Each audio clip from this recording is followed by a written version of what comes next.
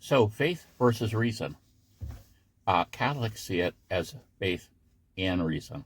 They don't see them as conflicting. And one of the biggest areas are, we have people that say they're atheists, and someone got upset when I said I didn't believe in him. He was an atheist, and I said, I don't believe you online. Boy, did that get him upset. But this is what Scripture says, okay? And this is, the Catechism of the Catholic Church. This is paragraph 32. And this section, I guess, with 31 starts, 31 to 35. The paragraphs are all numbered in this huge book. This is the Ascension Press one, so it's color-coded and everything to go with the Catechism in a year program. But, okay, St. Paul says this to the Gentiles in the book of Romans. He's talking about people who have chosen to worship the creation rather than the Creator. We see this very much today. People wear crystals, rocks, creation. People, what the universe will do, worshiping the universe rather than God. They've switched the alliance, but it's like they know there's something amazing about creation. But continue on here. For what can be known about God is plain to them, because God has shown it to them. Ever since the creation of the world, his invisible nature, namely his eternal power and deity, has been clearly perceived in the things that he has made. And every culture, I've never heard of a primitive culture that were atheists. They all believed there was a God. They manufactured a God, an idol or something, sometimes, or they had this, system of beliefs that grew up around this idea. But it appears that there's just no culture ever that didn't seek God.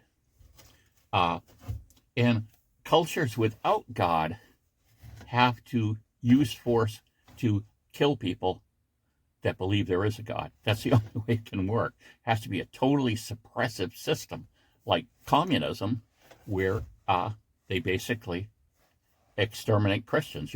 Then you're supposed to worship the state and not God. But that desire to worship God is still in everyone. St. Augustine said, the human heart is restless until it rests in God. So we have this universal thing about man desiring God. That's in everyone, every culture. And we sometimes think, we know so much more than this, than this Christian thing. We're scientists now. We have all this reason and everything. And the more science there is, the more it looks like there is a God.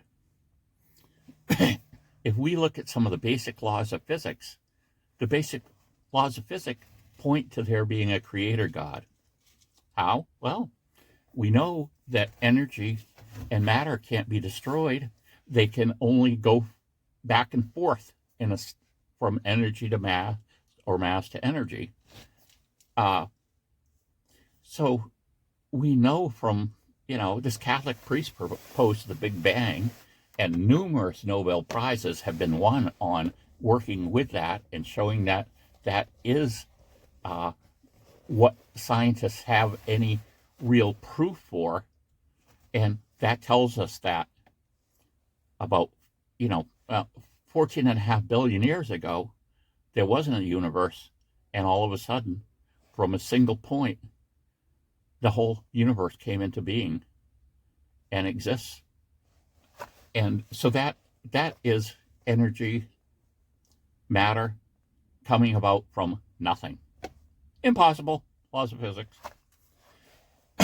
Then you have, unless someone created it, unless there's someone outside, some power, some force. It's kind of funny because Steve Hawkins, some of his writings are like, there's this thing called M theory and all this stuff. Well, what is it? We don't know what it is. So he believed the universe spontaneously arose.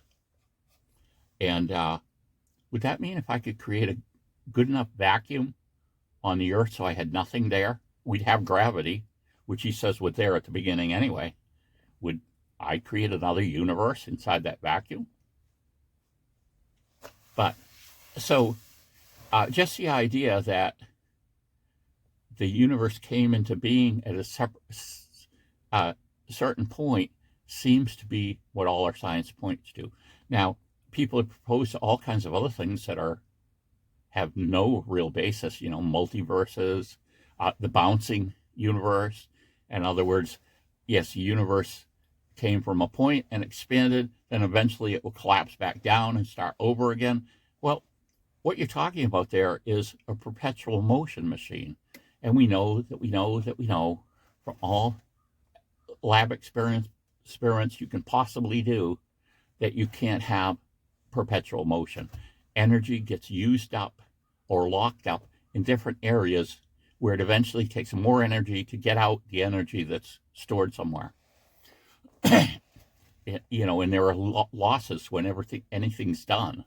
The idea of you have a solar cell, we'll say, and then you have a light shining on the solar cell, that will just continue to operate forever because, it's capturing the light and running, it's converting the light into electricity. Then the electricity is running the light.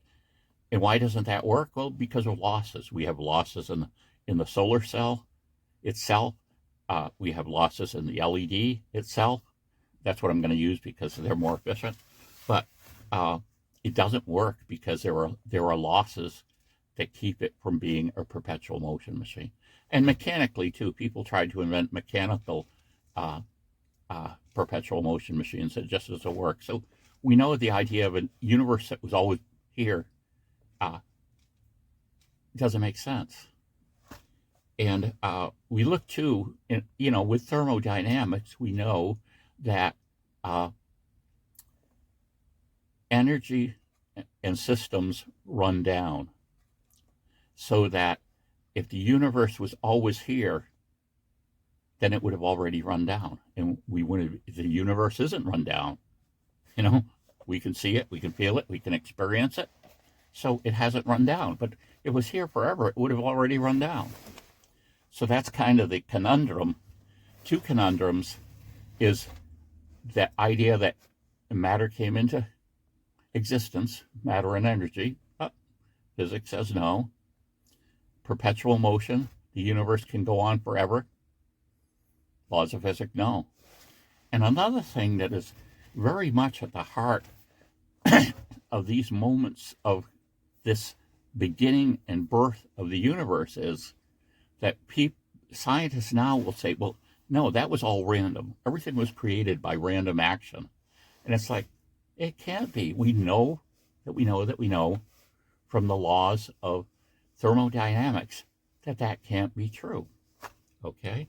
We know when a system is acted on randomly, it goes to a maximum state of disorder or maximum state of entropy from which it never changes.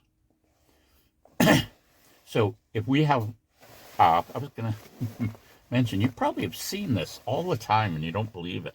But if you were to take, let me pull these earphones out of my pocket. They're tangled up.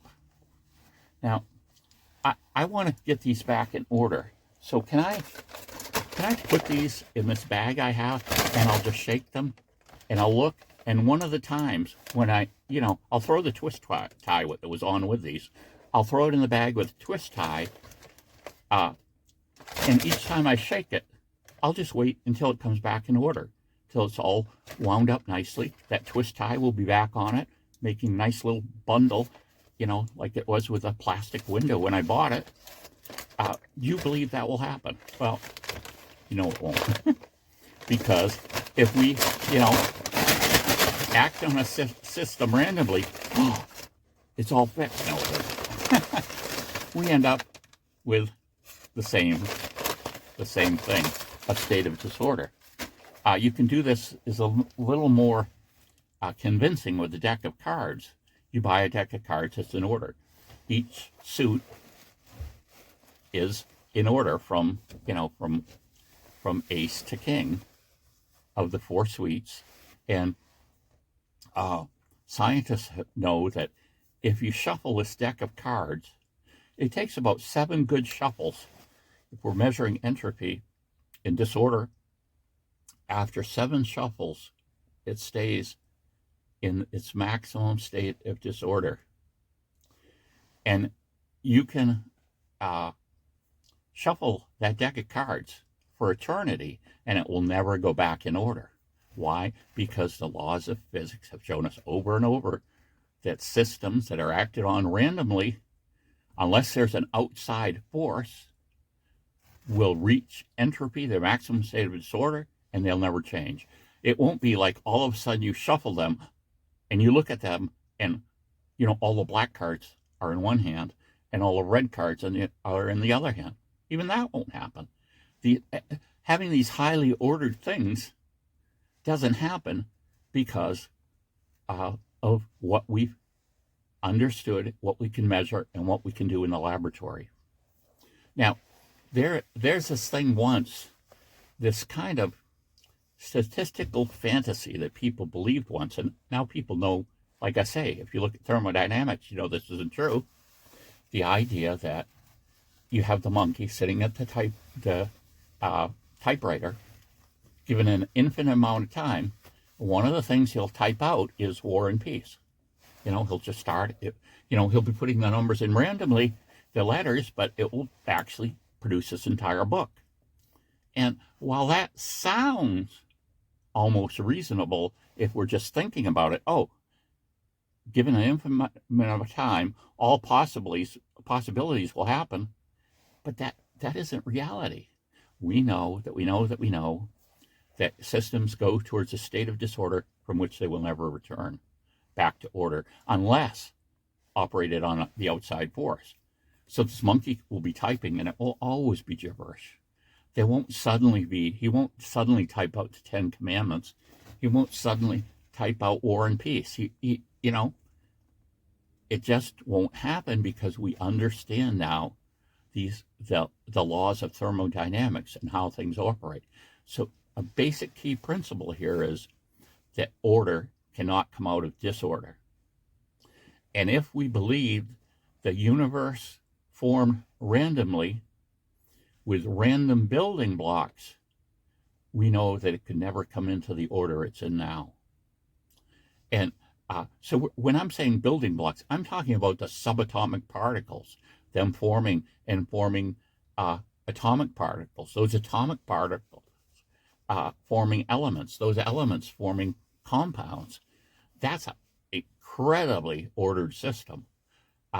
And it just doesn't happen by chance. It would appear that we started off at least with highly organized parts. That's the only way it can appear sometimes that something happens randomly, but actually you've started with highly organized parts to begin with. So, back to it. God is clearly evident in the things that he has made. Well, yes, he is. The idea that there is a God, we can see from the laws of thermodynamics. We can see from our own experience that order doesn't come out of disorder. And we know the human heart always longs for God. And all cultures have searched for God and looked for him. And atheistic governments have to be brutal because they can't function when there are people that are seeking God. And like I say, it appears to be built into everyone. And that's why, communist dictatorships have been so incredibly violent, because they need you to believe that the state is what to be worshipped instead of God. But eternally in us, we know that that's not true. So there we go. I think the idea of faith and reason is very good.